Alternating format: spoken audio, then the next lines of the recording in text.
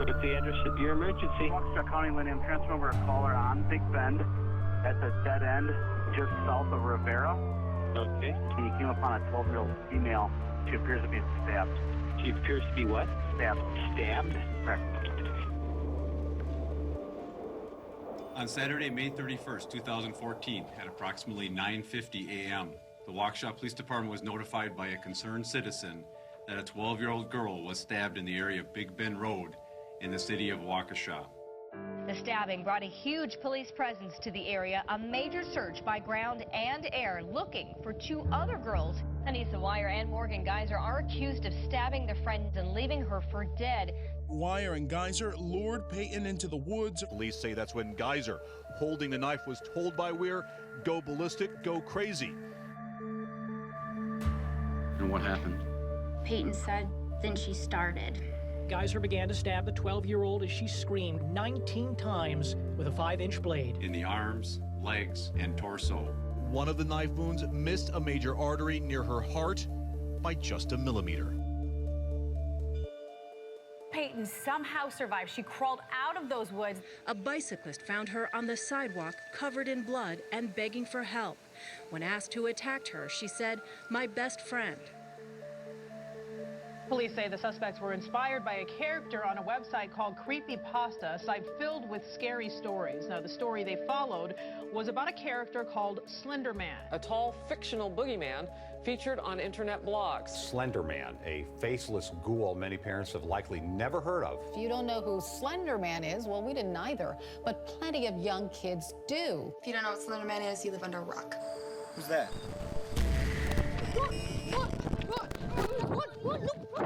Oh my God! Anissa Weir and Morgan Geyser were found walking near the interstate. They later told police they planned to walk to Slenderman's mansion. Police say it's also who the young suspects claimed they wanted to please. Anissa felt as though she needed to prove that Slenderman existed and would be able to do that by killing somebody. And Morgan said that her family would be in danger if they didn't. Prosecutors have charged the girls as adults. If convicted on the charges, each 12-year-old faces up to 65 years in prison.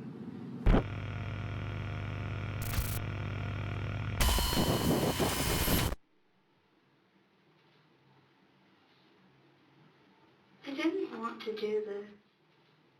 Why did you do it then? I was afraid of what would happen if I didn't.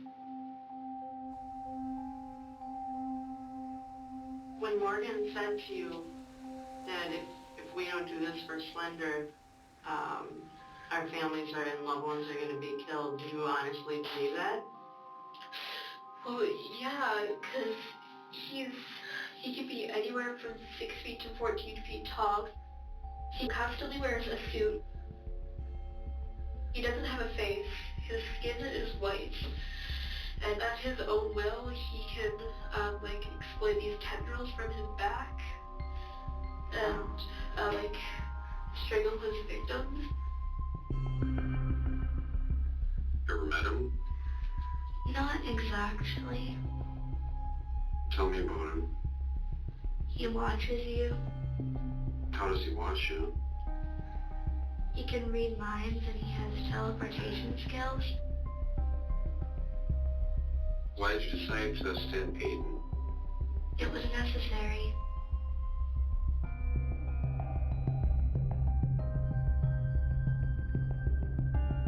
Did it seem to you at any point during your interview with Morgan that she was remorseful about what she had done?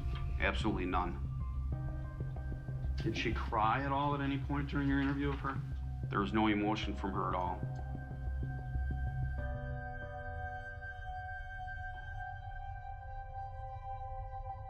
Did you, after discussing the incident itself, have any conversation with Peyton about how she felt about Morgan and Anissa at this point?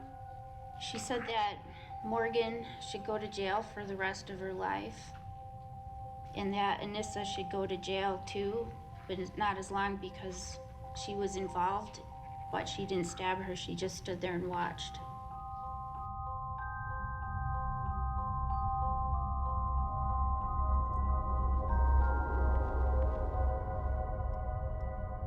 Hi, Hi, Morgan. Hi, Morgan.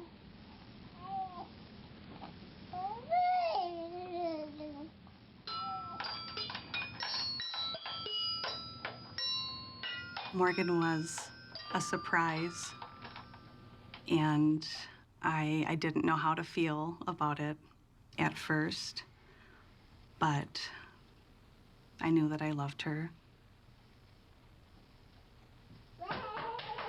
And she changed our lives drastically and for the better.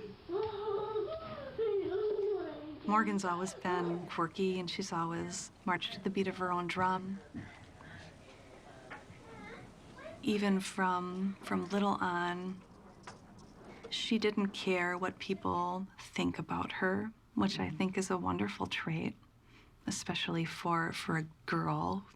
Girls are usually so self-conscious and concerned about what others think of them, and Morgan was never like that. You know, she just she always just did her own thing, and if people didn't like it, well, that was their problem.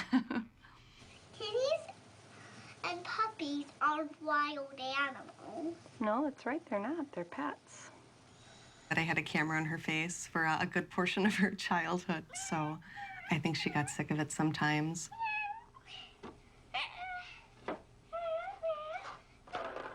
She got a real miniature baby grand piano for Christmas one year, and she would sit there for quite a long time just making up sweet little songs. And we tried to capture as many of them as we could on video, but usually as soon as she realized that we were paying attention or recording her, she would stop. They'll stay free forever. One thing about Morgan that always struck us as a little odd was that she didn't react the way that you would expect her to react, like at the movies. Like if something bad happened to the main character, she wouldn't have empathy for them. Bambi, come here. Look. New spring grass. I remember watching Bambi with her for the first time. We were so worried to watch it with her because we thought she was going to be so upset, you know, when the mother died. Bambi, quick, the thicket.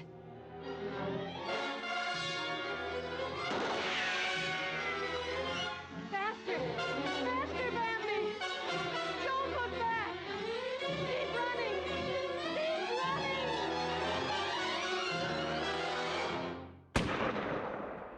But the mother died, and Morgan just said, "Run, Bambi, run, get out of there, save yourself." You know, and she wasn't sad about it. We made it. We made it, Mother. Mother! And I could think of, you know, a lot of other examples along those lines where she hasn't reacted in the way that we would expect a little girl to react.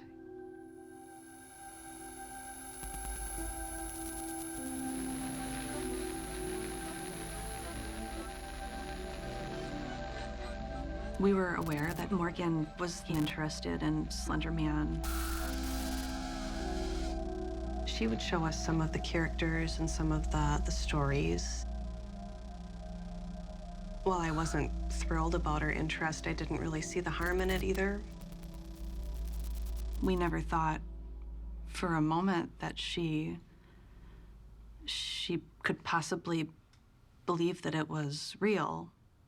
When I was Morgan's age, I remember biking home from the library with Stephen King's It, you know, so I liked that sort of thing too when I was her age, and I think most kids her age do like scary stories and horror movies and scary stories on the internet, you know, so that's all that we thought that it was. I just can't imagine her, coming up with that plan on her own. Bye, Bunny. Bye, bye. body lies over the ocean. My body lies over the sea. My body lies over the ocean. So bring back my body to me. Bring back, oh bring back my body to me. Bring back, oh bring back my body to me.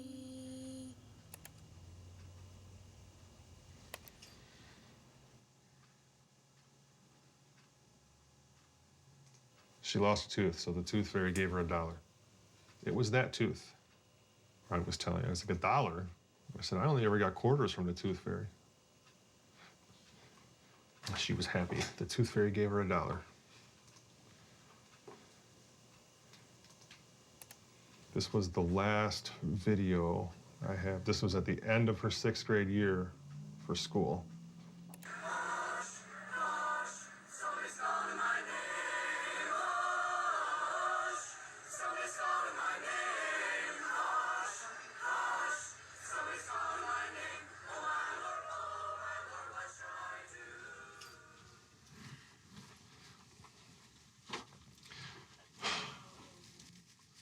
Yes, this is Anissa's very pink bedroom.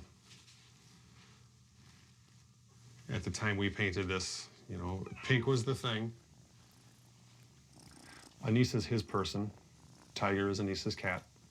After Anissa left, he would come up here and he'd spend a lot of time just walking around, nosing around, looking for Anissa. You know, nobody uses the bed while she's gone. You know, I don't know, maybe the cat does, but I guess it just made more sense to take everything apart and wash it, and when she comes home, it's all clean and ready to go. You know, it's just a matter of when. She would come in here to practice choir. She did projects that she would have to FaceTime with 2 or 3 different kids from this flight academy class she was in. You know, because I'd pop in on a regular basis, and I just, you know, what are you doing? I see a face on the iPad. Okay, who are you talking to? You know, what are you guys working on? And then, you know, most days, you know, 7:30. Anissa, you're done with your iPad, shut it down, come downstairs, be with your family. Yeah, and she never argued. You know, people have asked me if I saw any signs in my daughter and this and that, and I was like, no, I knew what she was doing in here. Because when she wasn't doing her choir practice, that door was open. You know, there's all of the kids, not just Anissa, all of them, they know there's, you know, no closed doors in this house unless you're fresh out of the shower or getting ready for bed. So, for people to say, you know, I wasn't involved, you know, apart from sitting in the corner and watching every move she makes, I don't know how much more involved I could have been. My focus is Anissa, not Slenderman.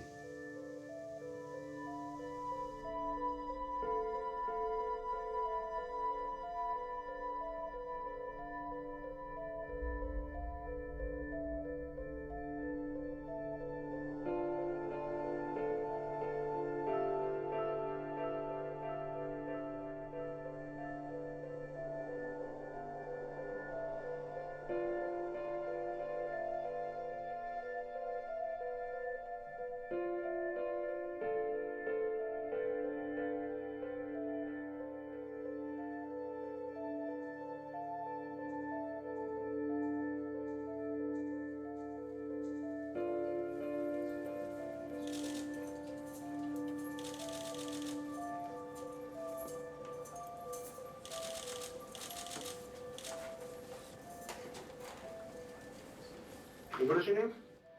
Anissa Wire. Anissa, okay. Okay, just stand it. Here you go, look. Here you go.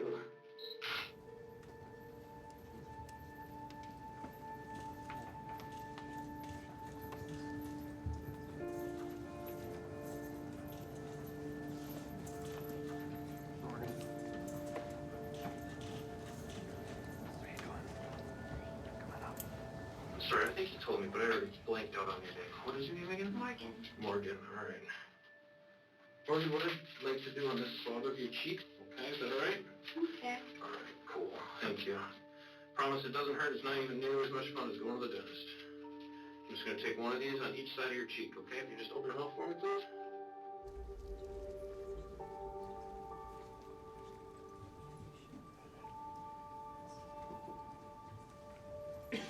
Do you know what happened to Bella? What happened to Bella? Is Bella your friend? She's not Anissa. She's the one who was stabbed. Stabbed? I'm not really sure. Is she dead? I don't know. She wants to take her to the hospital.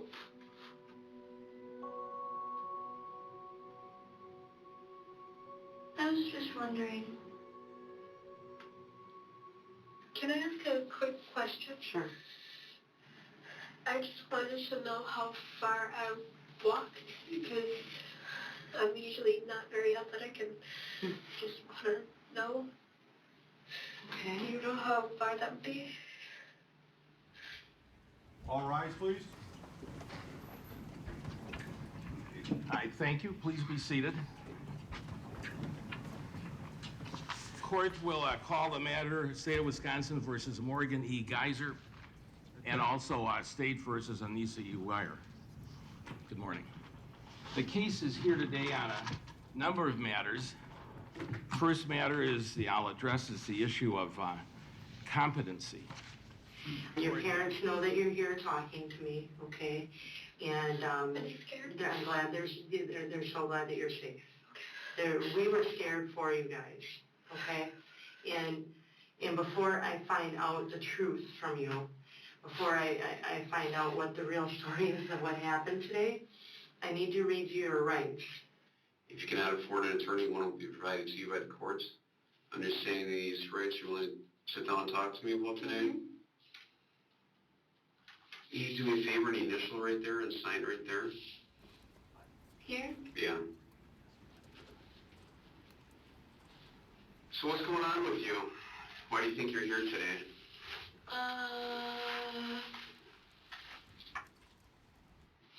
Because Anissa and I ran off after hurting Bella. Can we start from the beginning? So you guys, this was a birthday party, right? Or, okay, kind of tell me what happened. So,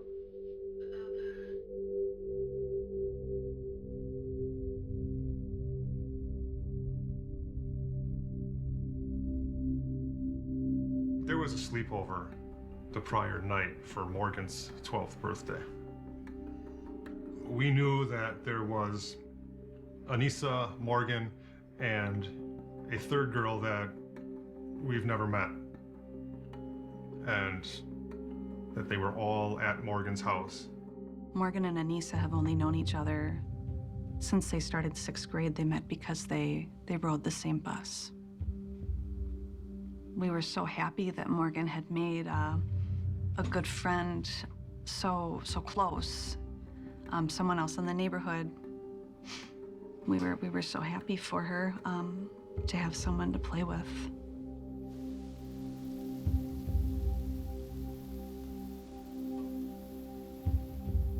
How did you meet Peyton? Morgan introduced me to him at school one day. Or Bella, as people call her. They call her Bella?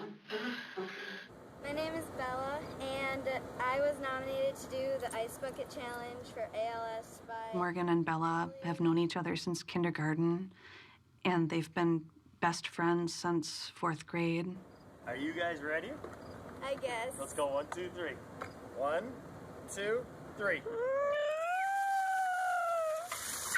Oh my God. So did you guys talk about doing this beforehand? Anissa told me we had to. Why? Because she said that he'd kill our families. Who's he? A man. I didn't know him, but Anissa knew him. So, There's this website called the Creepypasta Wiki. Okay. It's full of like horror stories that are meant to purposely scare you through like online literature and all that. Okay. And there's one of them called Slenderman. From what the Creepypasta Wiki said, he targets children most. Okay. So I was really scared knowing that Slender could easily kill my whole family in 3 seconds. Who's Slenderman? He's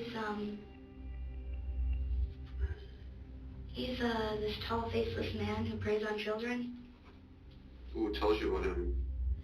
He's everywhere. How do you know that? Because I've read so many things about him. Did you introduce her to creepypasta, or did she already know about it? So I told her about them, and then she said, "Oh my God, I think I saw Slender when I was like 5."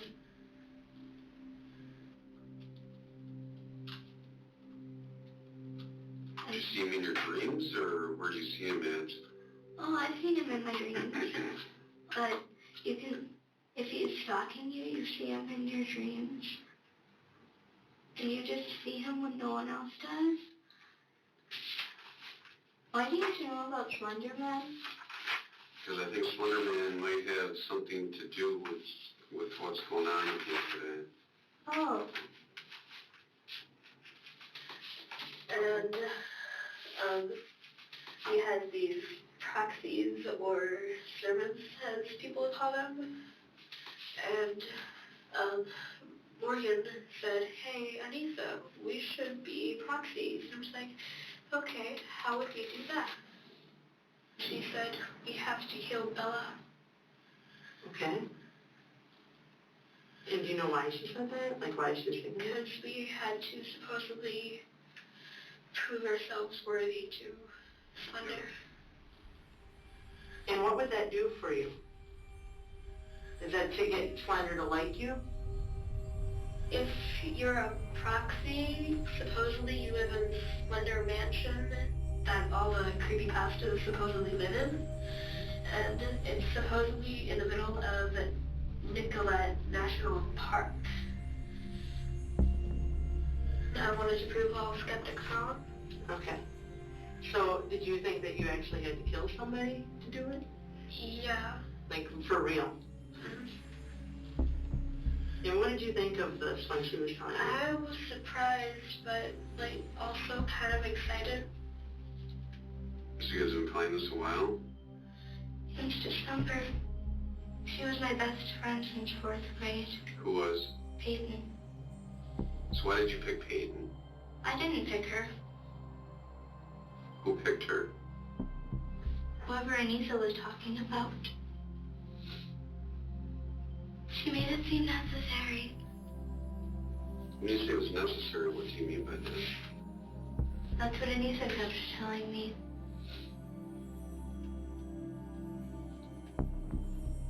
And I believed her.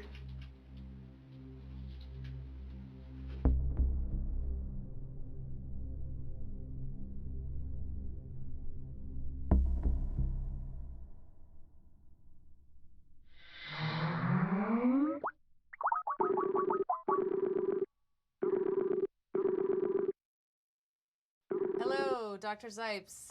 I don't have, wait. Hello. Actually, the quality seems fine on my end, and yeah, my Skype is just not having it today. Have we started now? Yes, yes. When did we start? Hello. How are you? Good. Who are you Skyping with? Someone I'm getting interviewed for a documentary. Okay, then what? So let's start the question then.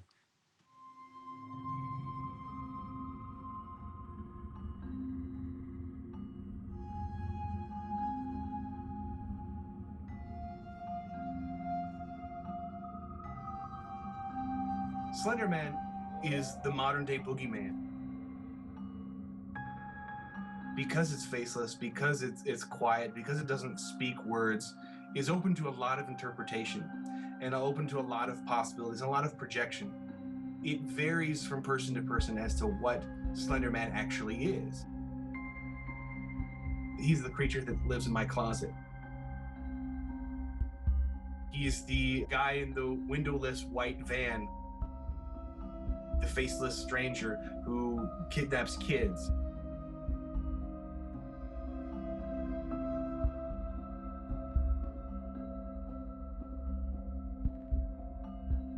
It encapsulates symbolically a lot of these other kind of societal fears that we've had for ages and ages, and kind of conveniently wraps them up and makes it really malleable.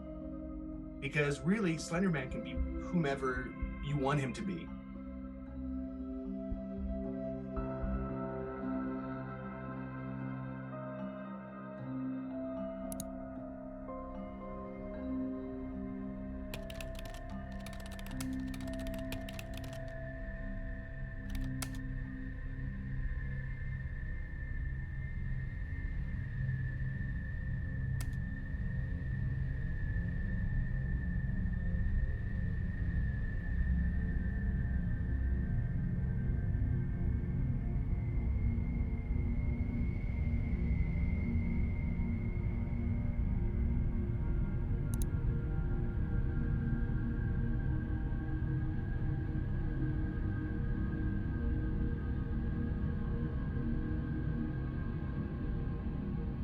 We can empirically look back and find out where Slenderman was created.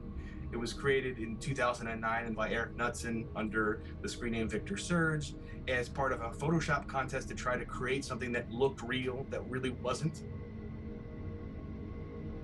Urban legends on the internet has been a thing for decades. There was already a base audience that was ready for a globalized project to kind of build a myth. It actually began with the games that spun off from Slenderman. It's so heavily visually oriented that it's replicable without really having to understand too much cultural context. And from there, it spread to every available platform and medium on the web. Tumblr, DeviantArt, YouTube, and also 4chan's paranormal board. All of these websites have a really strong affinity with fan art in general. Mist, verschlossen. Da hängt ja noch eine Seite. Slender is coming. Lieber weg. YouTube was the international hub for non-English speakers to kind of break their way into the myth. Un poco más despacio. Vamos, joder, Quique. No voy, voy. Mierda. Vamos, Quique. No me encuentro nada bien, tío.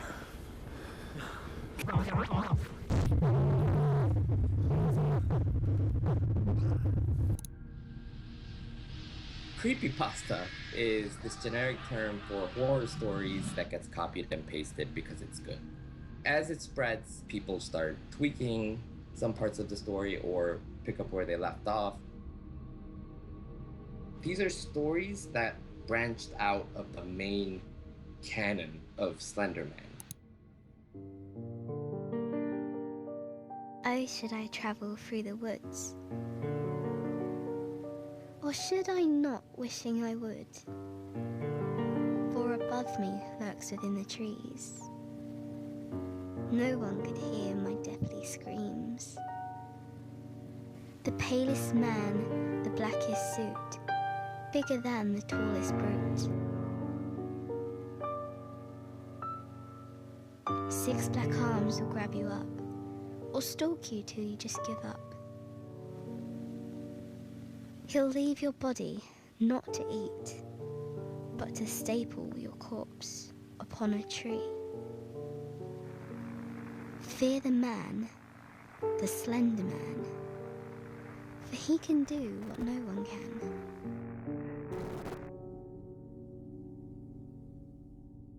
Slenderman kind of represents an opportunity to see where people are nervous about certain things and what excites them and what brings them together, because it changes. It changes based on who's telling the story.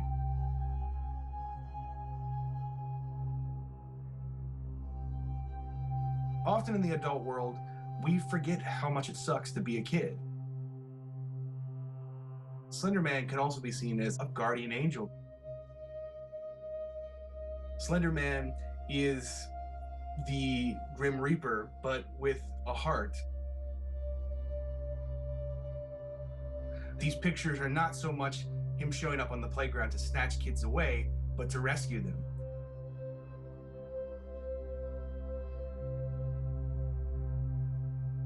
Stories like this can be a powerful aphrodisiac for somebody who is lonely or is troubled or is trying to find their way in the world.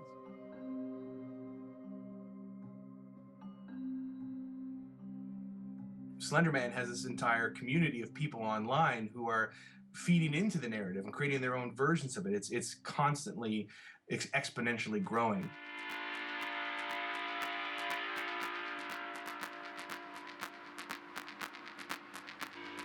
So that's the definition of a good meme.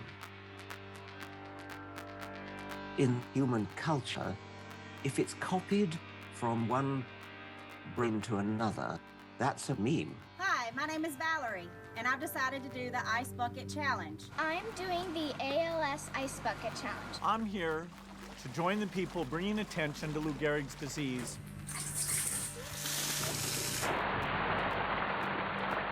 It can be an idea, it can be a tune, it can be a style of dancing. Tired? What do you think he's doing? Planking. Oh, you know? Yeah, I do. Yes! I am from the internet. The internet provides a very, very fast, efficient, universal, worldwide medium for memes to spread. That'll never catch on. There may be some memes that spread like a very rapid epidemic and then die away. But others may have strong persistence.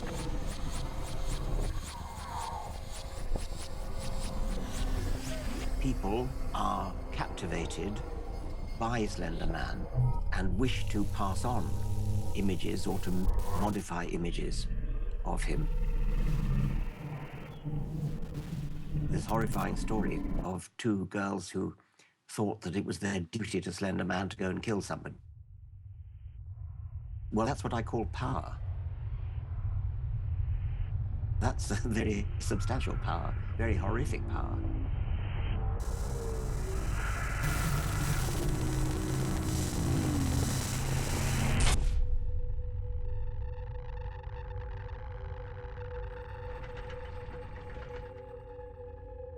Unconsciously, Slenderman stems from a tradition that goes way, way back.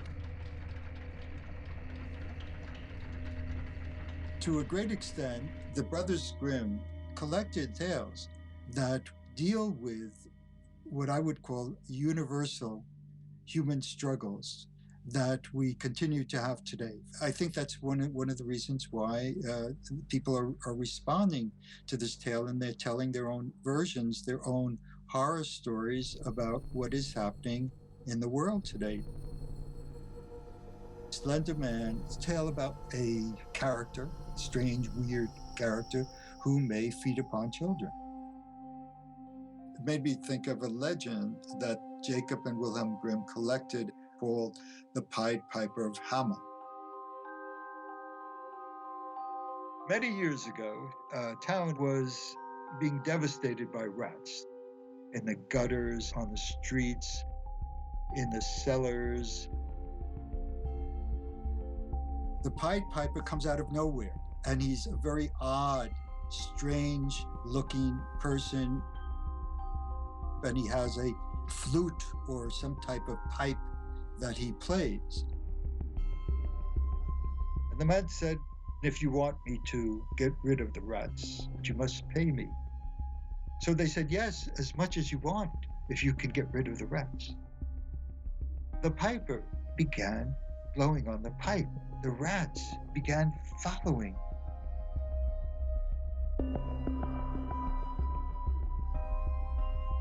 The piper and all the rats jumped into the river. But the mayor and the councilman cheat him. And the piper said, "You know, there are other tunes I can pipe and ways that I can repay you in a way that you will never forget."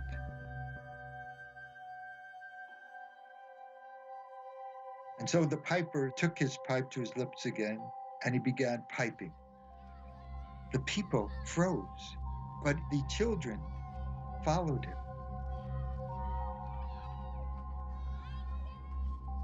There was an opening, a sudden opening in the mountain, and all the children headed toward this opening. And as the last one entered, the mountain closed, and the piper went inside as well.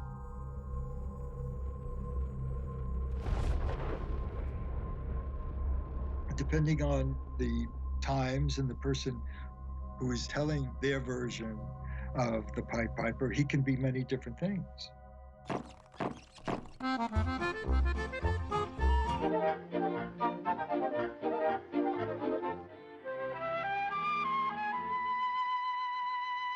So he's a very mysterious figure.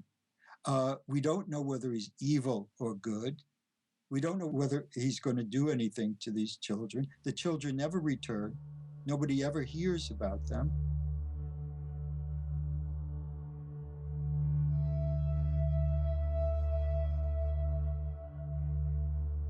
But the Pied Piper does live on.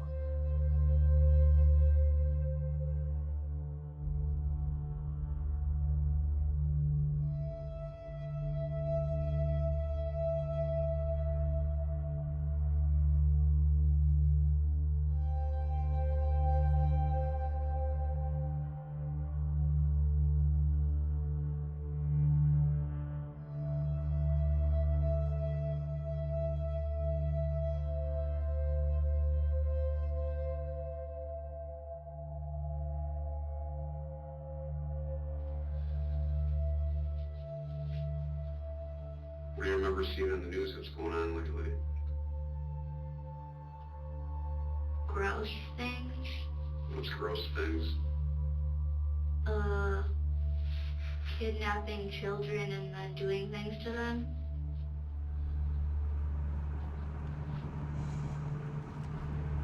It's almost like she was living a whole nother life inside her head that we just didn't know about.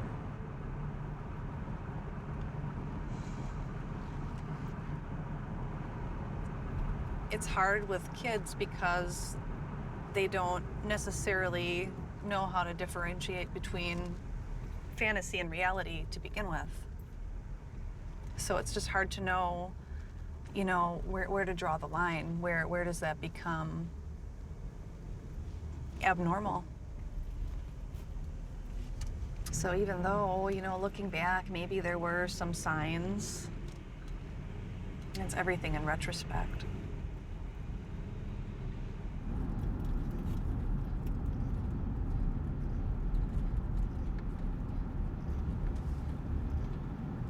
It's been 2 months to the day on the calendar that she's been in Washington County Juvenile Detention Center.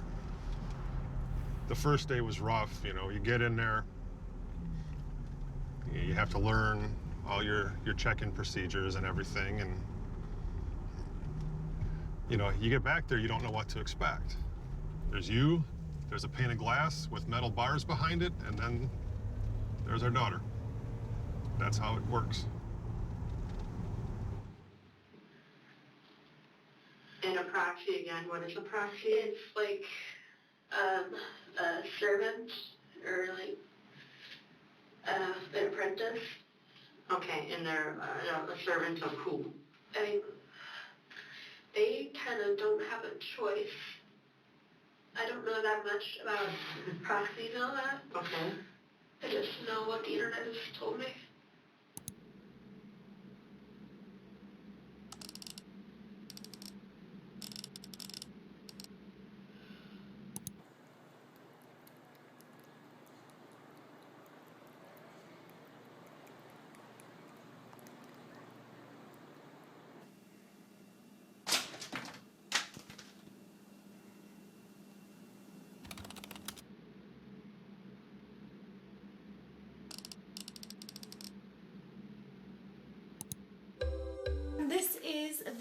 first time we were trying this, we got him something he doesn't know yet. A little mouse, if you can see him in there. You ready? It's the circle of life, okay? Right, Cole? Yep. It's just like the Lion King. Yeah. Let's see how he reacts. It's the same color as the bathtub. Look, baby. Look, baby. Look. See if he notices it.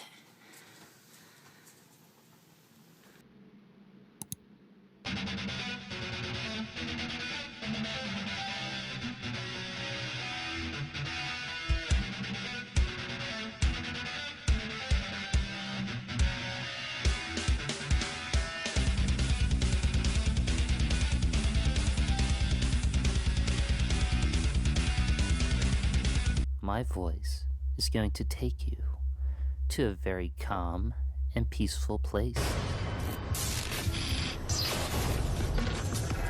Now this part, striking into any soft tissue in the body, the eyes, the cheeks, cut right through the blood and air vessels into the throat, get it in and out, in and out, in and out.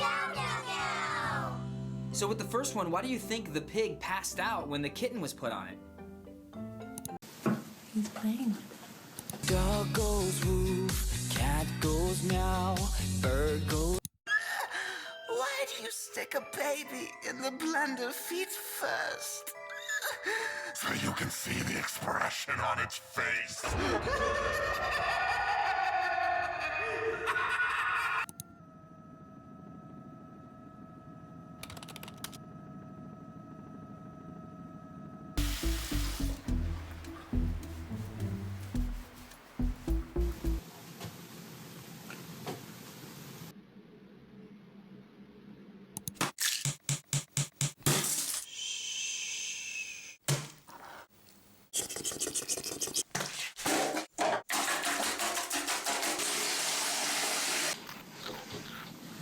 I don't know if I should say I hope you enjoyed it, but there's the circle of life for you. Talk to you later. Thanks for watching.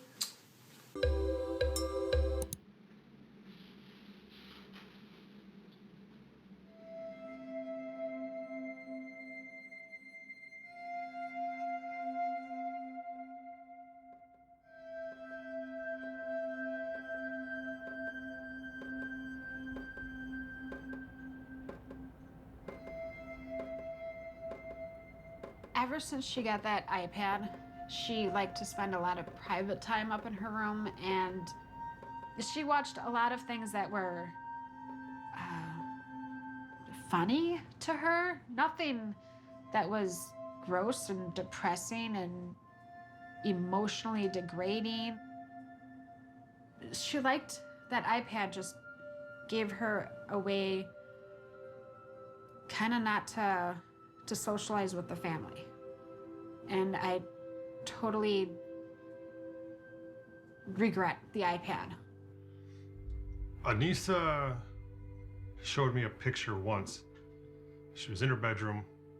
I went up to see what she was doing, and I looked. There was a picture of this Slenderman character and Jack Skellington. At the time, it doesn't seem to be anything inherently dangerous. I had no inklings that I would need to research this further. The iPads will be moving into elementary school levels this year, so at least, you know, our 5th grade son is going to be coming home with one. His own.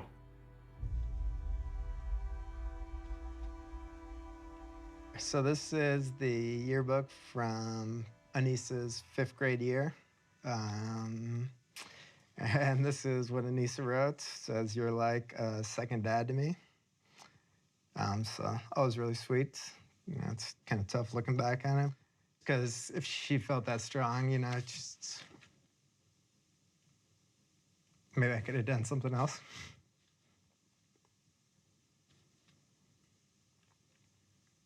Anissa was definitely one of the biggest outliers I've had, just because she had no solid connections with other 4th and 5th graders. Anissa would definitely cry once every couple of weeks, I would want to say. Mostly about kids being mean to her at school. She wouldn't be able to contain herself in front of the whole class, and sometimes she would just cry. So other kids were aware of her emotions and being upset. And there was times like she would come in for lunch recess and cry about not having friends. I've guessed that Anissa made a connection with Morgan and was happy that they both were into Slenderman. Was happy that she made a new friend, shared a connection, shared interest, and might have spiraled out of control from there.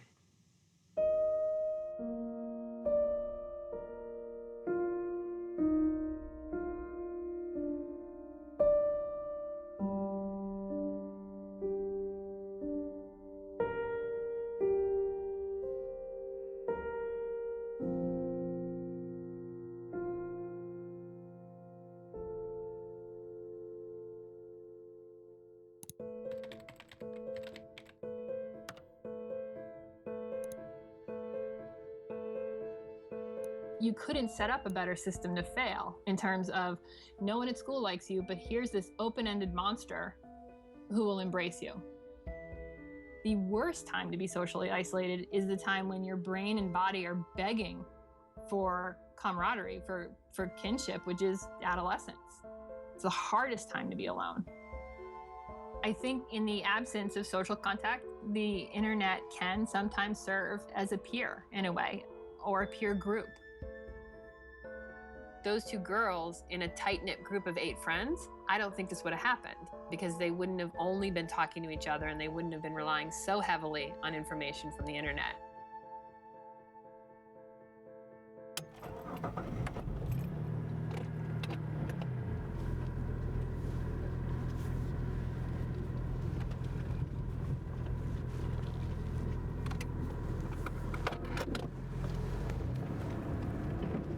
Bill and I separated in the summer of 2012. It was my decision. I asked for a divorce. But when a situation got really bad, he was willing to still be there and stuff.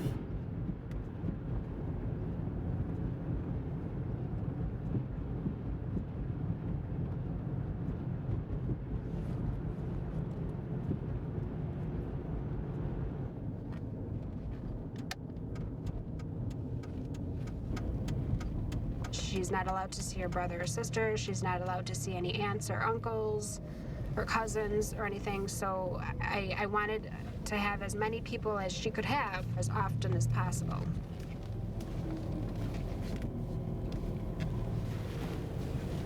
I try to bring her mentally out of the environment and try to bring her some sunshine in her day. But then when I leave, I kind of feel I feel happy that I was able to see her and make her smile for a few minutes in a day. But on the other hand, I'm still kind of sad that I'm leaving without my daughter. And the drive home is sometimes heartbreaking. But I know that I'll be coming up and seeing her in a couple days anyways, and I'll just repeat the performance and hopefully someday this might be my last trip and then she'll be home for good. But that might be a while off.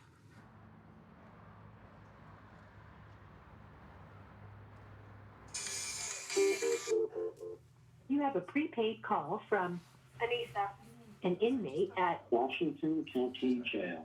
This call will be recorded and subject to monitoring at any time. You may begin speaking now.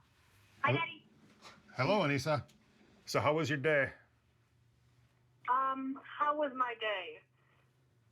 Pretty good. Yeah? Define pretty good. Nobody was messing with me. Rec was pretty fun. Snacks came, but I'd rather talk to you guys than eat jail food. Do you know who's sitting here? Tyler? Yeah, Tyler's sitting here. Hi. Oh, hey, dude. How are you? I'm good. How are you? I've been pretty good despite the cold. Hi, Annie. Oh my God, Becky, hi. What's up? I haven't spoken to you since Valentine's Day. What's up with you? Not much is up with me. I'm sorry, I'm talking really fast right now. I'm so excited. Happiness. Anissa, What? we can all tell you're a little spun up. Are you excited to be talking to everybody? Yes. Yeah? Oh my gosh.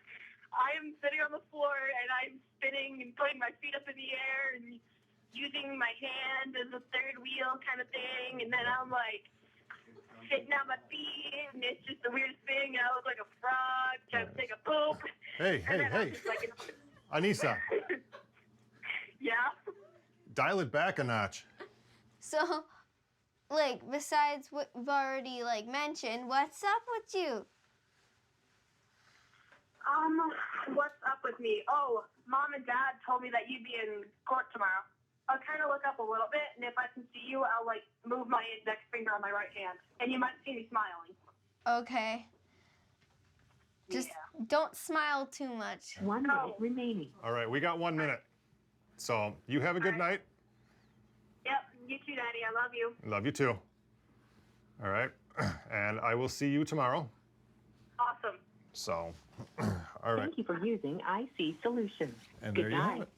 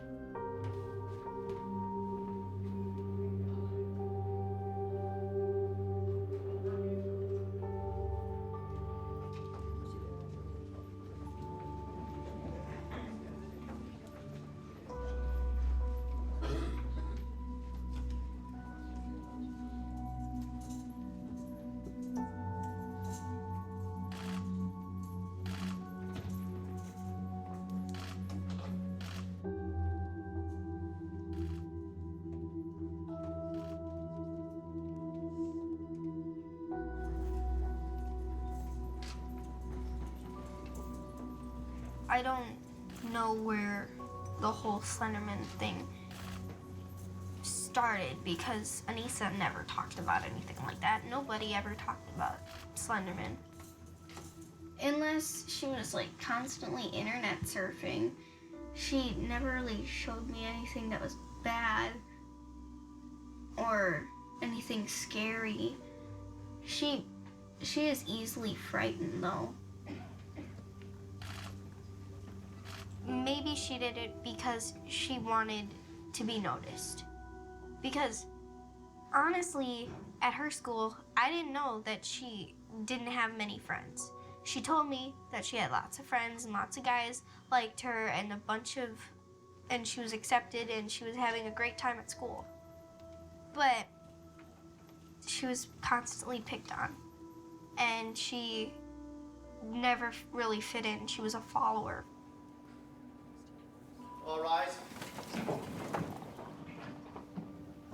Okay, thank you. Please be seated. I think some kids are just big believers. They can't help but believe everything they hear.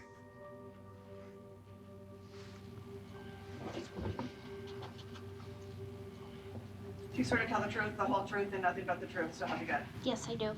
In this case, were you assigned to interview the victim, Peyton Lautner?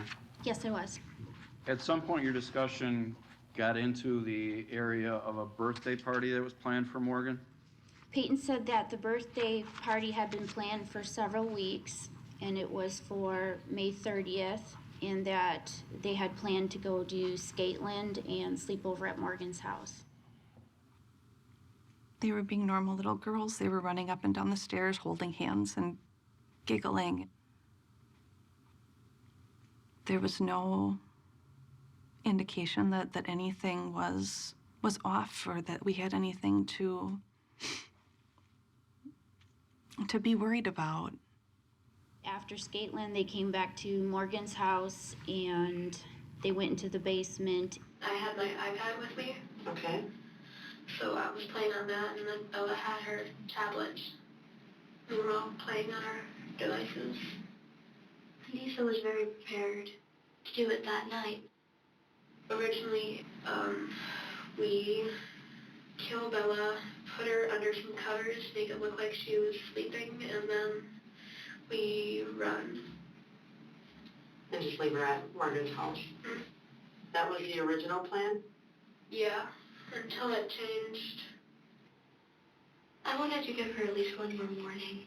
You wanted to give Bella one more day? I wanted to see if I could put it off forever, but it didn't seem to work out like that. And we woke up in the morning and we had donuts and strawberries for breakfast, and everything was very normal. The girls were laughing and having a good time. And they asked if they could go to the park. And I didn't think anything of it. I said, yeah, of course you can go to the park. And, you know, Morgan said goodbye and told me she loved me. Where'd you guys get the knife from? My kitchen.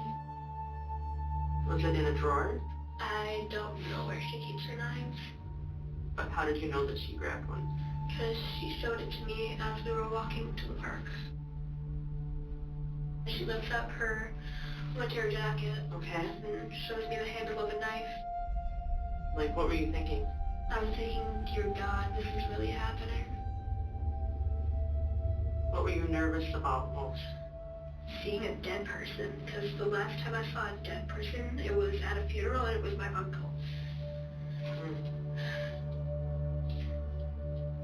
After playing on the playground equipment for a while, they went into the bathroom, all three of them.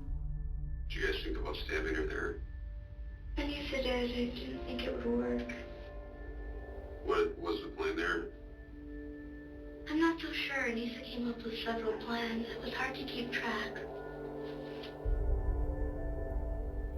There was a drain for blood to go down, and then we were gonna sit her on the toilet, lock the door, and then leave for Nicolay. From what I read on the Creepypasta Wiki, it's easier to kill people when they're either asleep or unconscious. Because, like, when you look into a person's eyes, you can see yourself, and you don't want to be killing yourself. So I asked Bella if she could, like, put herself to sleep. She didn't want to go to sleep, so she didn't sit there with her eyes closed. And at some point, Anissa hit the front of her head and caused the back of her head to slam against the wall. I kind of went like that to her forehead and banged her head up against the concrete. And you were doing this to knock her out so you guys could kill her in there? Yeah. Basically, and you asked her to fall asleep so you could kill her in there? Yeah. Okay. I don't like screaming. That's one thing I can't handle. And then Morgan handed me the knife.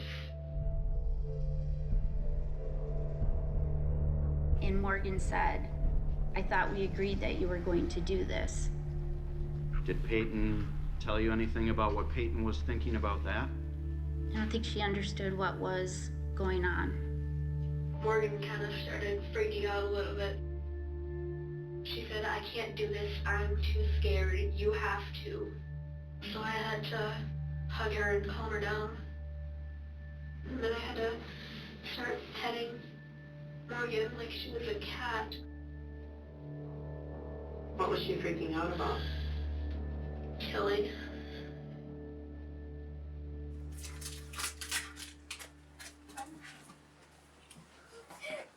Thank you.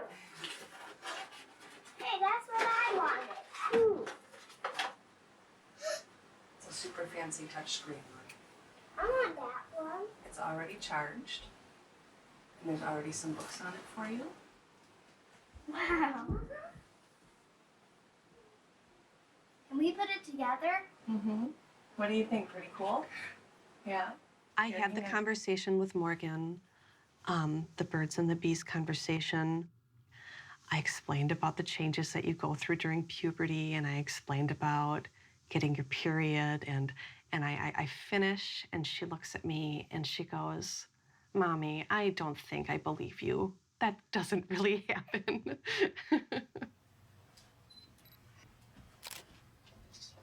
Thank you. You're welcome. Morgan did believe in Santa and the Tooth Fairy and the Easter Bunny, and actually believed in Santa until she was 11.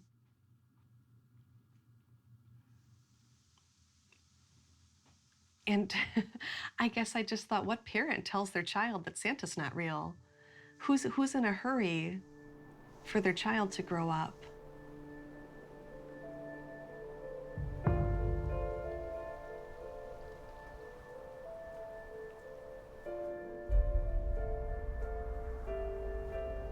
There are a lot of strange things in the world that we just can't explain. So we just make up things to try to help explain them. To believe in something, I don't know, the Loch Ness Monster or the Boogeyman isn't that hard to believe that people actually do believe it. You can't say for sure that it is real or not. Again, I do believe that they did believe that it was real.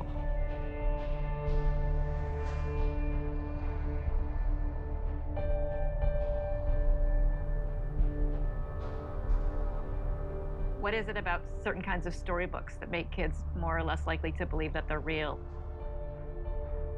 What is it about aspects of the internet that affects whether kids think things on it are real or not real? I think the concept of what's real has always been pretty messy. Technology is creating these new situations in which it's becoming even messier.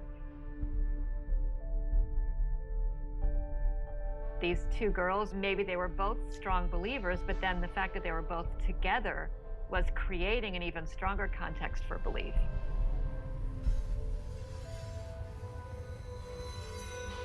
That's kind of how Santa Claus works or is perceived to work. Sort of like the Believers Club. There's this big fear that if I stop believing, I won't get the presents. What is the benefit of being a believer? Feeling like you're special, you're a part of something that you can become a part of just by believing. That's a lot easier than a lot of other clubs, you know, especially at that age. But all you need to do for the Slenderman Club is just believe.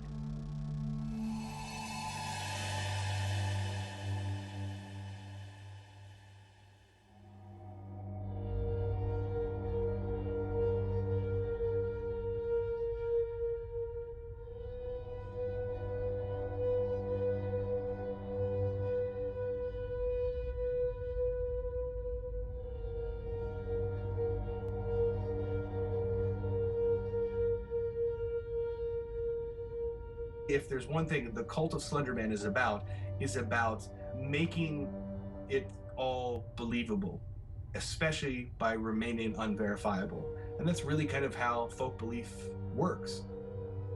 Because you can't prove beyond a shadow of a doubt that Slenderman is fake or real.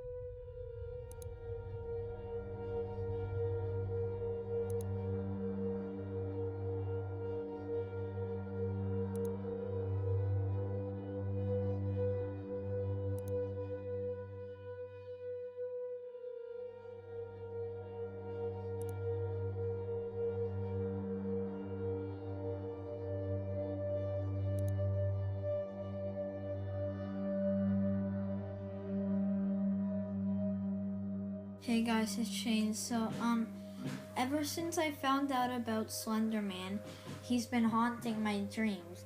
Like, every single dream, and I'm really scared. So, I'm gonna show you a picture.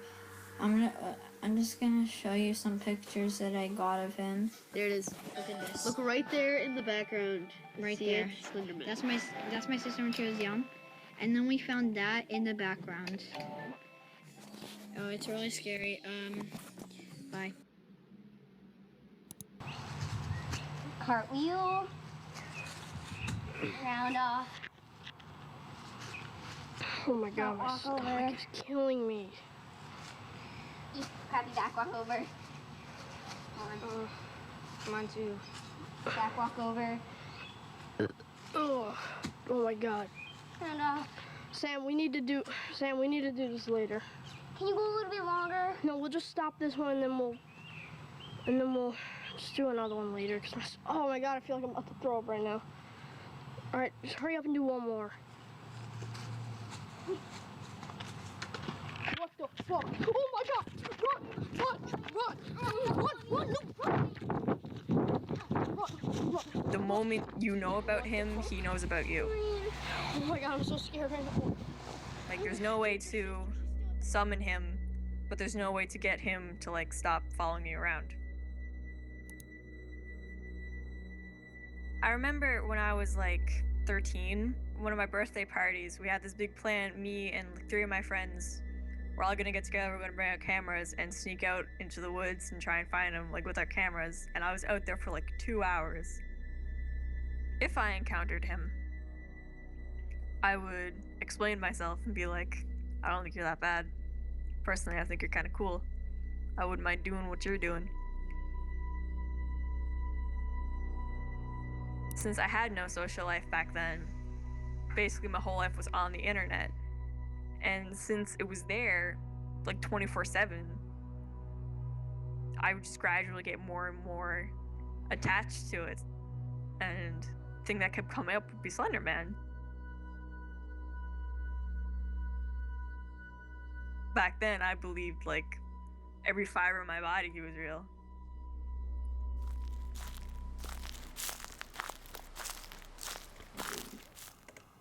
All right, and the game has started.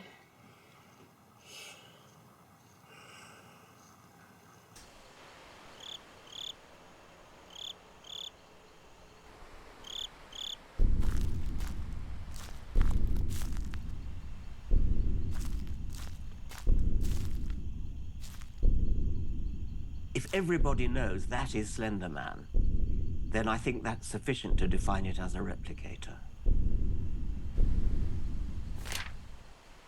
Genetic viruses spread from body to body, and so a meme that has great spreadability deserves to be called a virus of the mind. Ooh, no. Oh, no. No, I don't want to get it. No, you have to get it. You get it. Then he's gonna come. Get it, Morgan. Just keep walking. Just keep walking. Why? Because he's finding you. A virus of the mind spreads by being listened to or seen by the sense organs. When one brain picks it up, it will have a tendency to pass it on to another brain and so on, so it'll spread exponentially.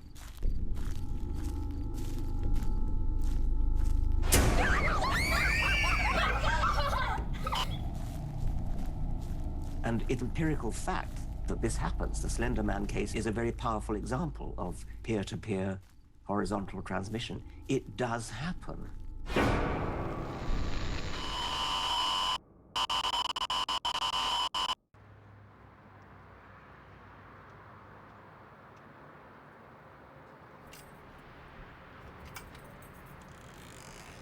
Meow, meow, kitty. That's right. Come here. Were you sleeping as usual? Yes, you were. Meow. Stand up straight.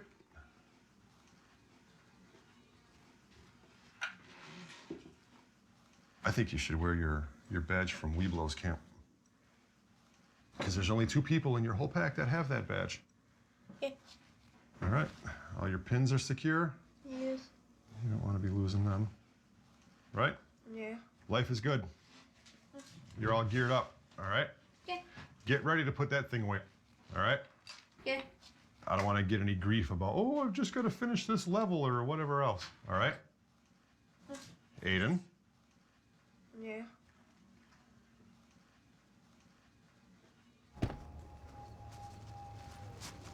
Yay? Are you okay, Aiden? You sound a little sniffly. This whole event, from start to finish, has been a tragedy. But you have to be angry at the situation. I'm angry at the situation. And my daughter is not the one that spent upwards of 7 days in a hospital recovering from this. And I'm angry about the situation. So if I'm angry about it, you know, this other family sure as hell has a right to be angry about it. You know, they could, you know, slam a door in my face or, you know, punch me in the face and knock me on my ass. And, you know, they would probably be justified in doing so. I'm sure they have a lot of the same questions I do. Did you come to any conclusions about Anissa as far as a diagnosis? The predisposing characteristics that made her susceptible to the delusional disorder is what's referred to as a schizotypy. It's a diminished ability to determine what's real and what's not real. A lot of people have varying degrees of this. Adults may have simply eccentric religious or spiritual beliefs or conspiratorial beliefs or things like that and live out their life with no problems at all. So I've done quite a bit of research on the early stages of psychopathic personality in adolescence over the last 20 years. Based on your experiences and testing of Anissa, she does not carry that particular diagnosis. No, she doesn't have, she has really no characteristics of a psychopath or a sociopath or anything like that. Okay.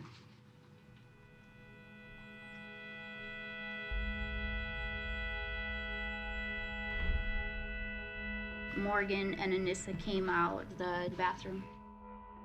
I told Bella we were gonna play hide and seek. Peyton said that she didn't want to play hide and seek, but Morgan said that the next game that they played could be her choice.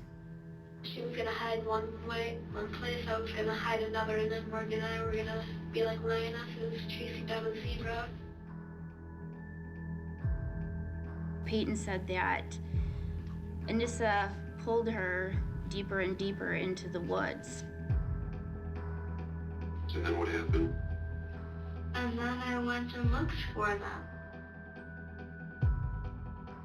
They had a knife on them. Morgan hands me the knife and says, I can't do it, you know where all the soft spots are. And then I give it back to her and say, you do it, go ballistic, go crazy, make sure she's down. And then Morgan said, I'm not doing it until you tell me to.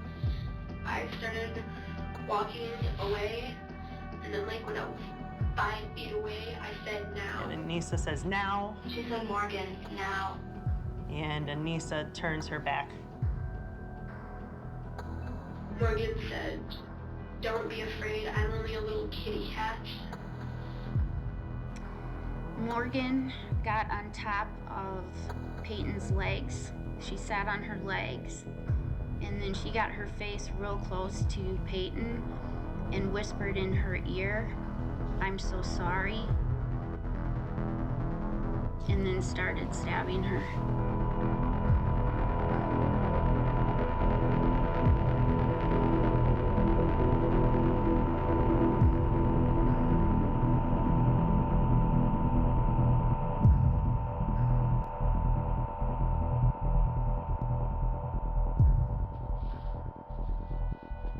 And then I didn't know what I did. It sort of just happened.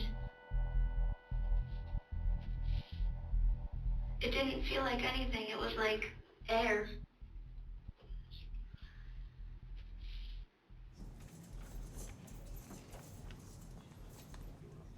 What ultimately was Morgan diagnosed with? The final diagnoses, both in the psychological report and in my report, are schizophrenia, unspecified, 295.90,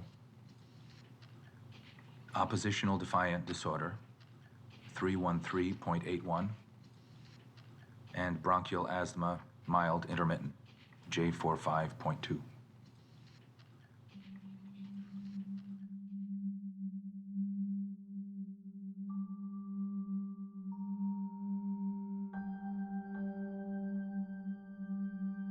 What is schizophrenia? Schizophrenia is one of the most serious and one of the most studied mental illnesses of human beings. Approximately 1% of the population succumbs to schizophrenia. It is a psychotic illness. It's through a combination of genetic predisposition and then stress placed on the person to begin manifesting symptoms.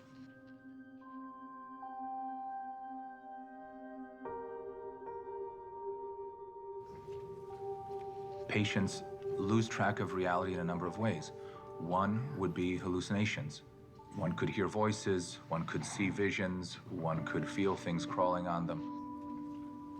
Delusions, on the other hand, don't have to do with sensing something, they have to do with a thought. So, for example, believing that Slenderman is real is a delusion. Saying that you saw Slenderman is a visual hallucination. Is the pile getting bigger?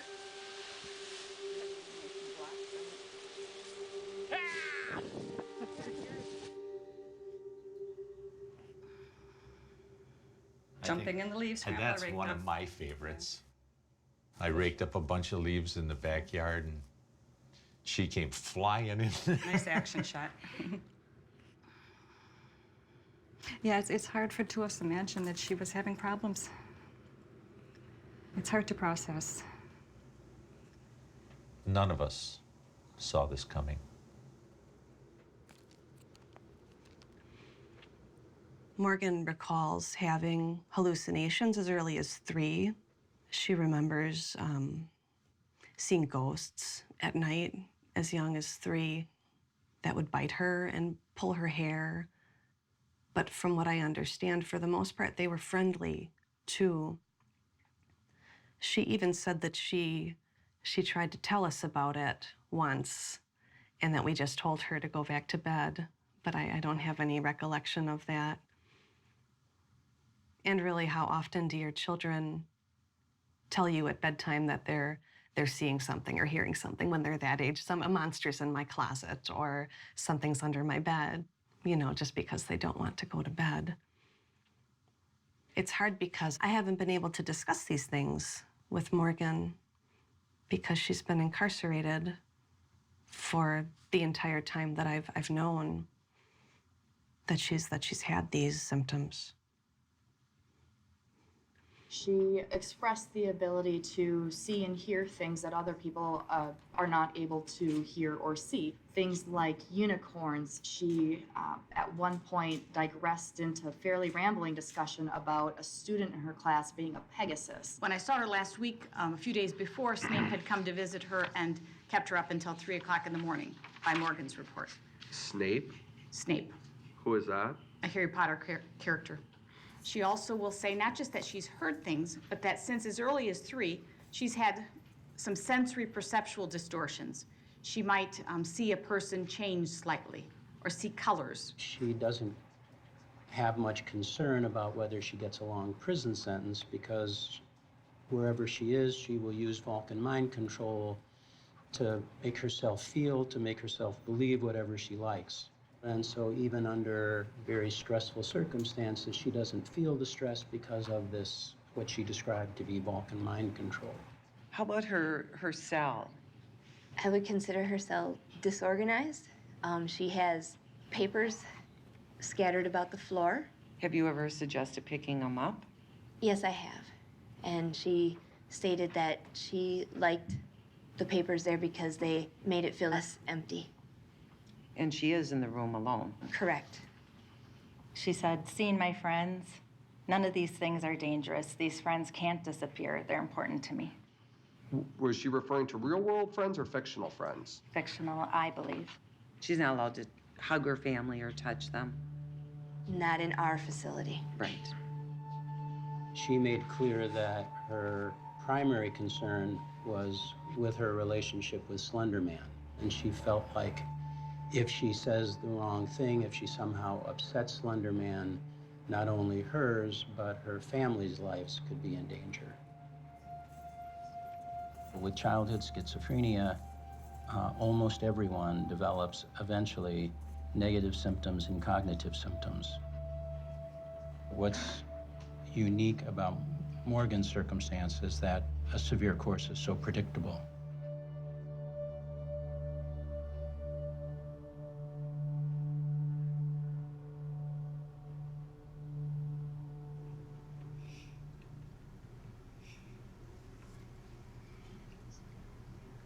Well, we knew her diagnosis before we went to meet them at the hospital. We had a conference call with 2 of the doctors, so we were prepared.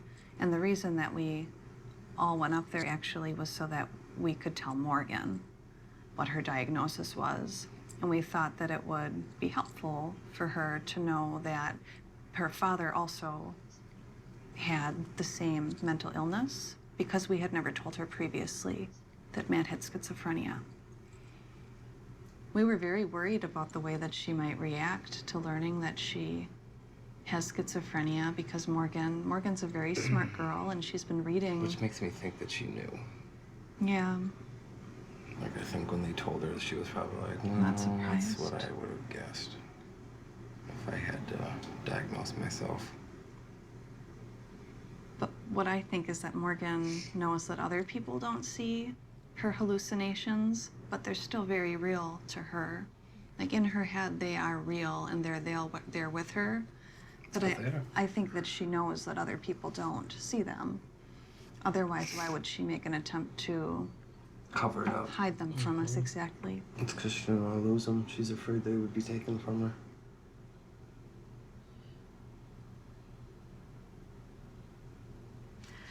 This is the dollhouse, or the components for a dollhouse that Morgan made while she was housed at Washington County Juvenile Detention Center. And she just put so much detail into it. It's amazing. She's not allowed to have scissors, so all of these tiny little pieces she ripped by hand. This is a television, and these are some of her little cartoon characters that she likes to draw. This actually, I think, is a character that's modeled after Spock. Yeah, but I watched her do a couple of the dolls and the clothing. And she said what was surprising is how few times she had to start over. Like, she was able to just... Here's some food. I think that's a salad, yeah, and a little piece of pizza. Here's a little, a laptop computer. You see there's even like detail on the screen. Got the cute little heart on the front of the computer. This looks like it's another TV. Oh, and there's how appropriate, there's a courtroom drama playing in the background. When I ask her what she wants to watch on TV that night, it's one of the things I usually ask her when I talk to her on the phone. She'll say that it depends on whose turn it is to decide. And she's in a cell by herself, so she's the only person there.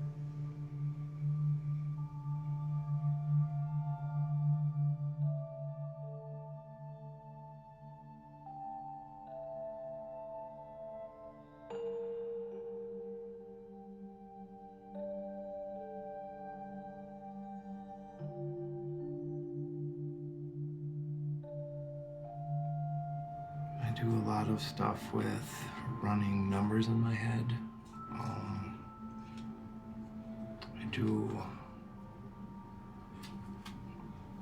I try to like put up static almost, is how I describe it.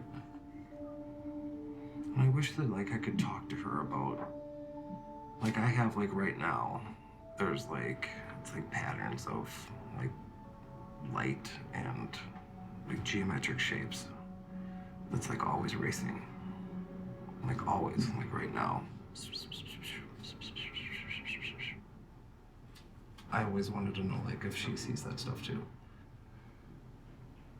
Everything seems normal to me because this is my everything. This is how I've always seen things, and so it doesn't seem weird to me that like, oh, that's not how you see streetlights, or oh, that's weird.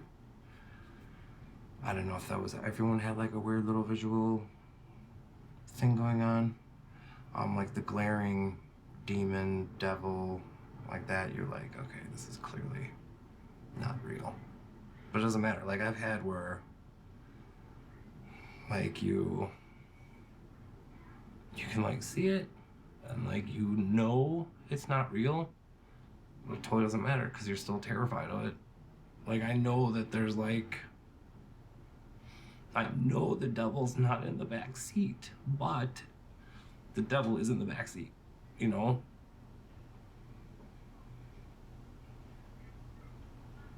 Yeah, sometimes you know it's not real, but it still smells and tastes and looks real, so it's real.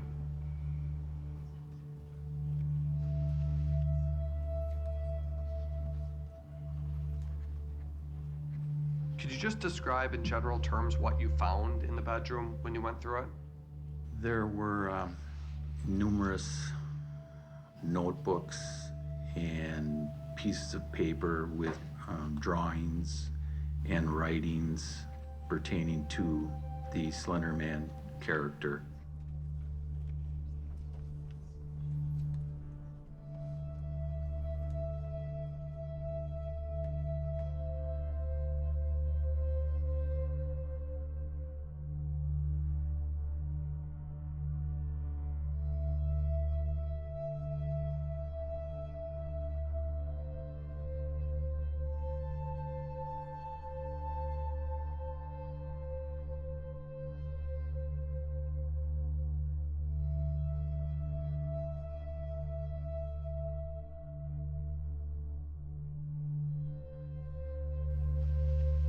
Where was all this stuff located?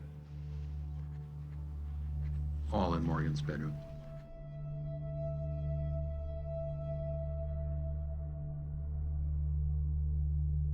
When you ask Morgan, what if Slenderman doesn't exist?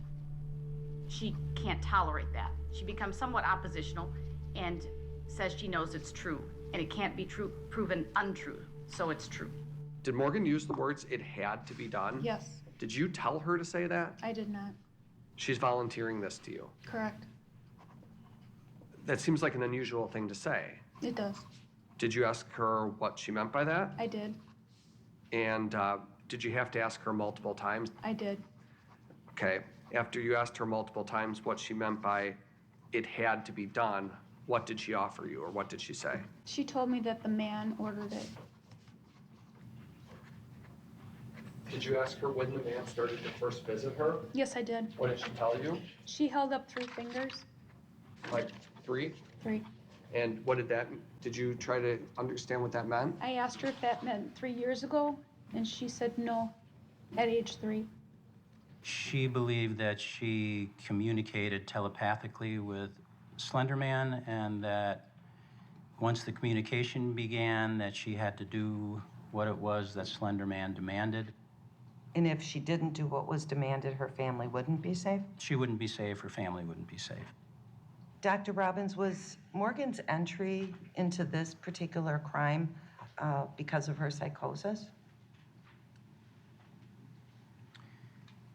I believe so.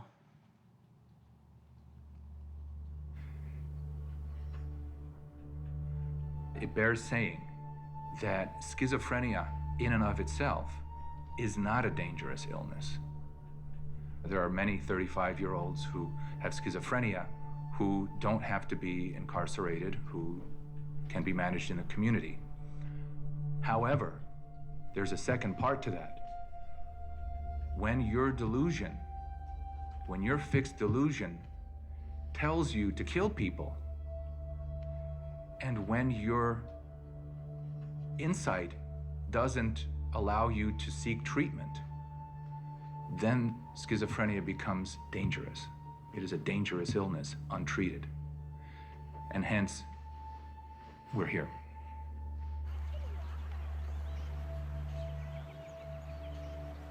You are just so, like, lost in your illness that no one knew about. And then for people just to hate her like that, just hate you. I hate that little girl. I hope she burns. And like having people call my house and tell me, you're gonna burn in hell and so is your daughter.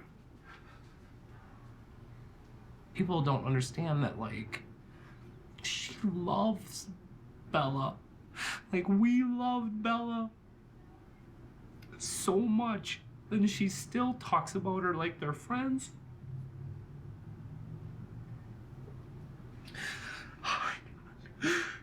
Like, she loves her like I love her. And, like, for people to talk about her the way they do, it's like, Morgan loved Bella. She's like, how sick are you that you would do that to your best friend because you're afraid of something happening, or because you want something happen, like you want to become something because your illness dictated that this is something you need to be. Just blows me away. People are like that. It just makes me sad. I wish people knew.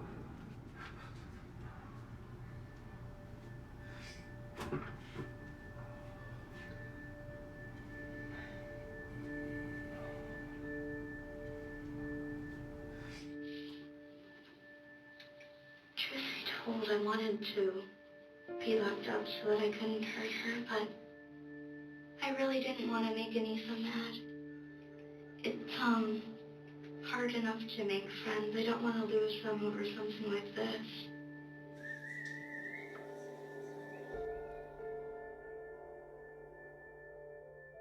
Part of me kind of wanted this to fail. The bad part of me wanted her to die. But the good part of me wanted her to live. The last thing she said to me was, I trusted you. And then she said, I hate you. And she kept whispering, I can't see, over and over and over and over again. I can still hear it. I see it if I close my eyes. I kind of moved her away from the road, and her blood got on me and then on my shirt. So when she was standing trying to get to the street, you kind of like redirected her away from the street because you didn't want anyone to see? And you had told her to lay down and be quiet so that my blood slower. And that we're going to get help. but you really weren't going to get her help, right? No. The regular ones are just the regular catchers that you're used to. Just to say, I love you, beauty. Cat snacks are only $2.99 at your local grocery store, Lynn. Where'd you run to? We just ran forward. The rule is get forward until you get out of Waukesha. Thank you. Detective, did you have a chance to watch that compilation? I saw the compilation.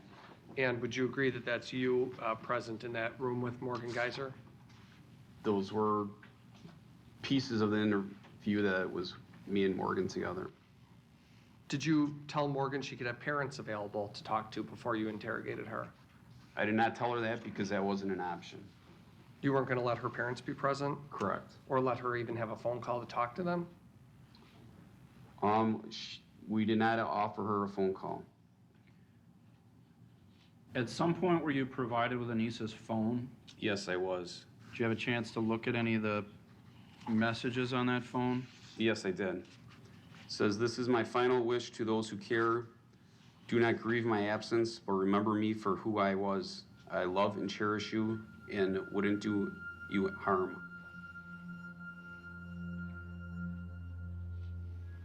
I actually said, I've had enough of this. I want to call her mom. I want to go home. And Morgan said, if you do that, you'll spend your life in prison. Either that or be executed. I had a total nervous breakdown and blamed Morgan for everything. I said, you stabbed her. You wanted to do this. Morgan's not one to cry very often. And then finally she just let go and started crying.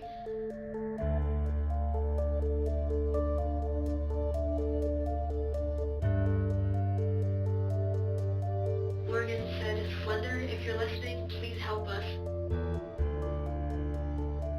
And he didn't do anything.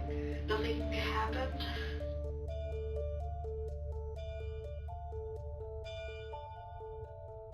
Where did you locate the suspects? They were located right by I-94 in Waukesha County.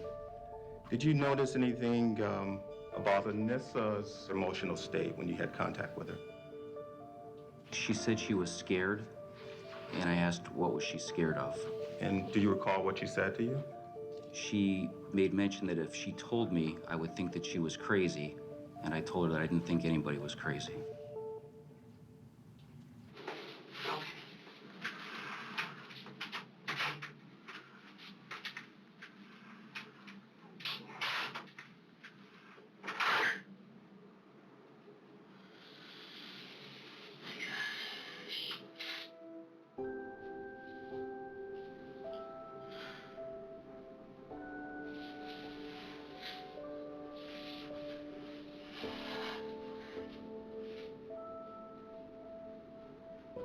Do you think Morgan's completely to blame for it? No, I don't think any of this would have happened if I hadn't told her about creepypastas.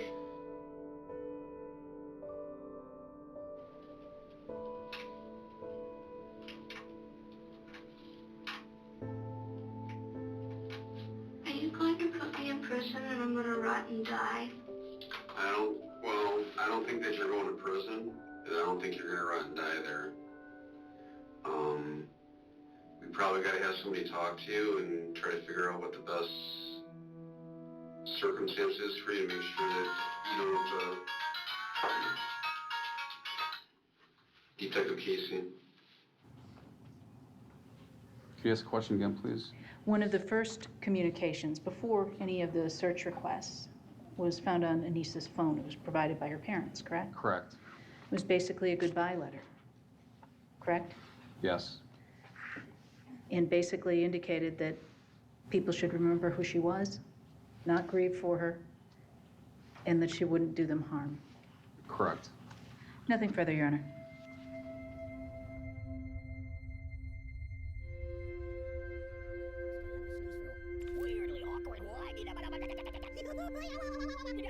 Aiden, wrap it up, Chief. We got places to go. All right?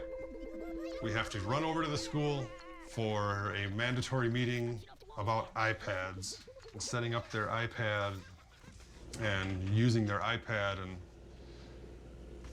the disadvantages they'll be at if they're not allowed to use their iPad. You know, I don't think anybody can really, you know, begrudge me for thinking the way I do about a bunch of 5th graders getting iPads, you know, based on what this family has been through. At the same token, you know, I don't want to hinder his learning.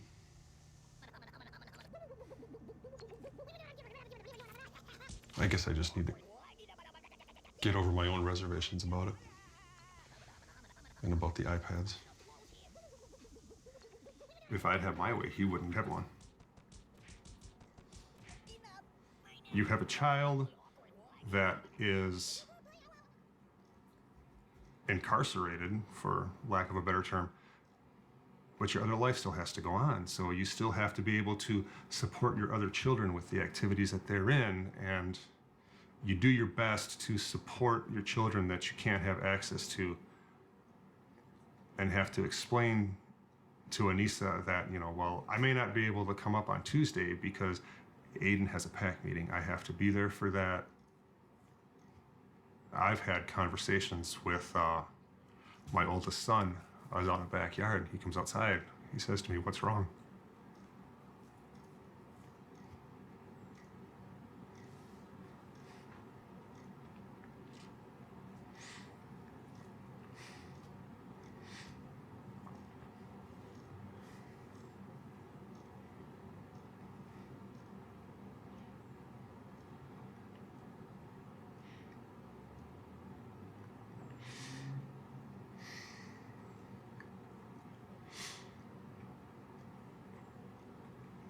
That's what I told him.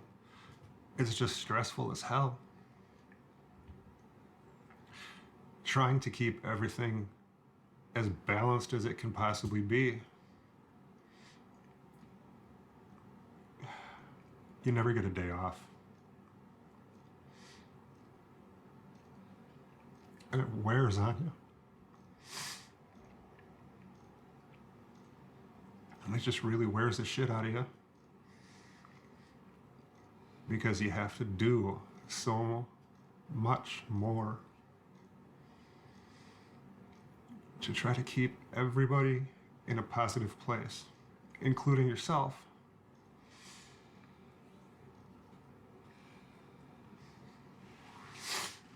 It's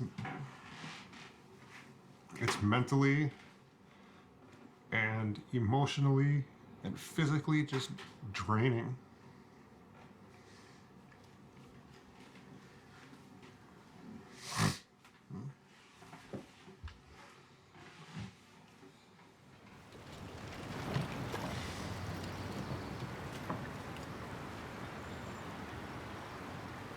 I knew it was always a risk simply because of genetics that one of our children might develop schizophrenia.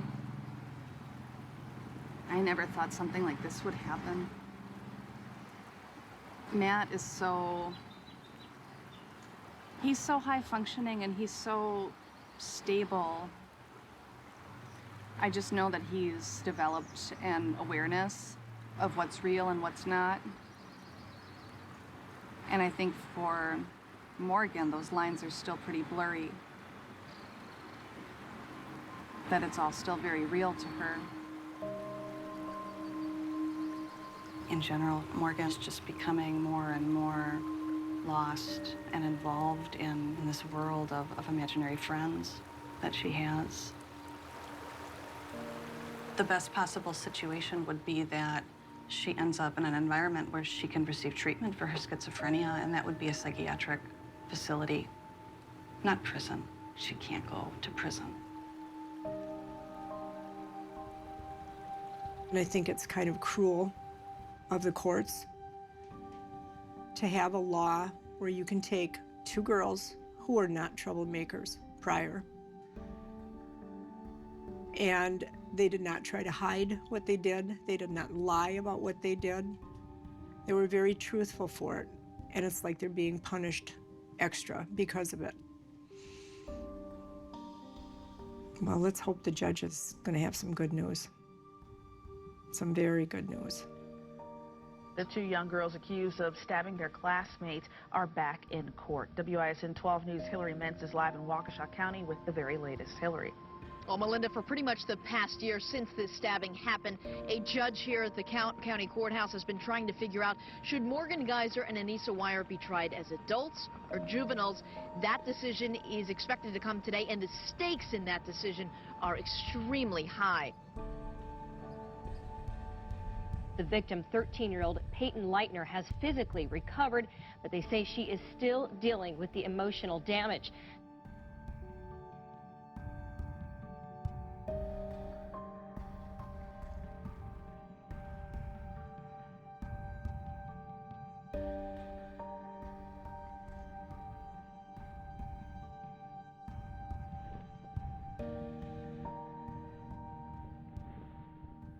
The court's prepared to proceed with the ruling.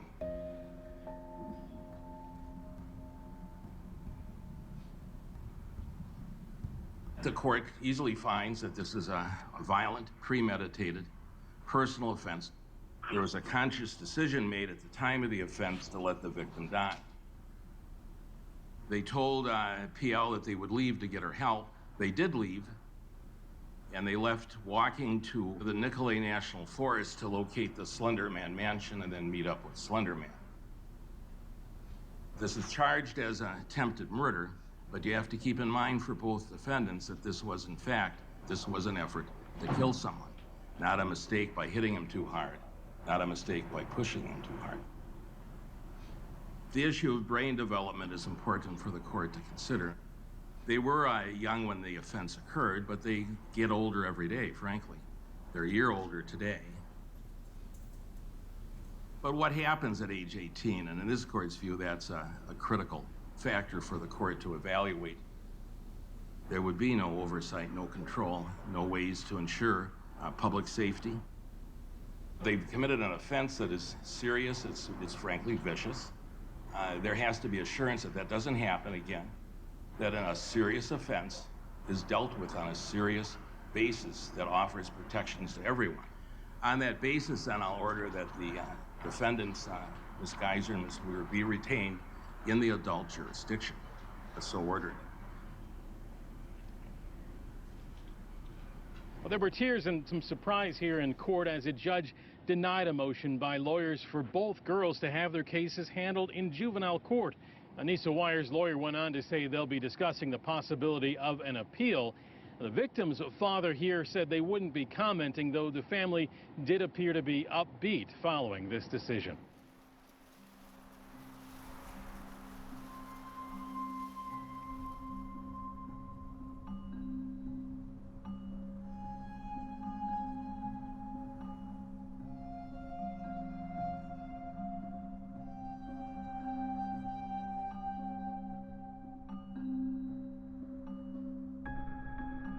I'm sure that they would have been found eventually.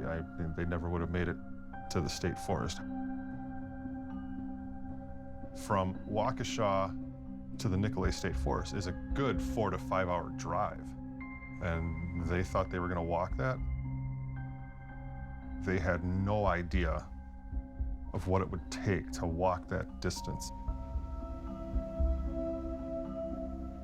The judge ordered that Anissa have no contact with the internet.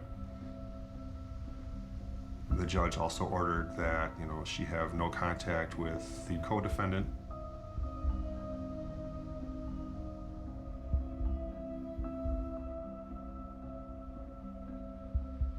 Morgan has no access to the outdoors, not even a window to look out.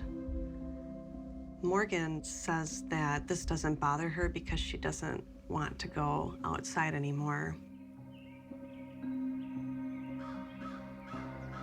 One of the things that Anissa and her had talked about was no matter what happened, they would always be together.